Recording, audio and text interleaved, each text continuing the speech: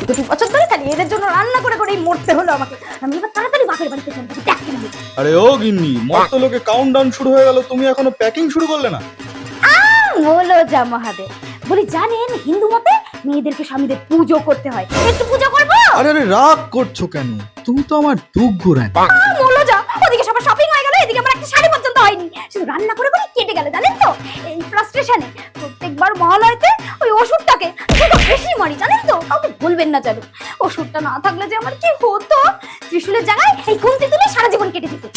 আচ্ছা বেশ, রান্না না হয় নন্দী সামলে নেবে, তুমি বরং প্যাকিং শুরু করো। মনে যা, নন্দিনী নাকি রান্না করবে, তার ভাতের জায়গায় ঘাস পাতা খেতে হবে নাকি? কেন আপনি একটু রেঁধে নিতে পারছেন না একটা দিন? হ্যাঁ, সব স্বামীগুলো না এই একদম হাতে হাতে কাজ করবে না, এদিকে নুন কম ঝাল কম বলার আবার একেবারে 16 আনা। এই আপনাকে দেখে দেখে না মহাদেব সব বরগুলো একেবারে ব্যাড ইনফ্লুয়েন্স হয়ে গেছে। যা বাবা, আচ্ছা এবার থেকে 3 দিন আমি আর 3 দিন তুমি রান্না করবে, আর একদিন না হয় আমরা অর্ডার করে নেব, কেমন? তাহলে যাই। এই কোথায় চললে? কেন? হাইড্রোফেশিয়াল আর ন্যানোপ্লাস্টিয়া করাতে যাই। হাইড্রোজেন ওক্কা হুয়া? না মহাদেব, আপনার মাথা আর আমার মুন্ডু হুয়া। চললাম।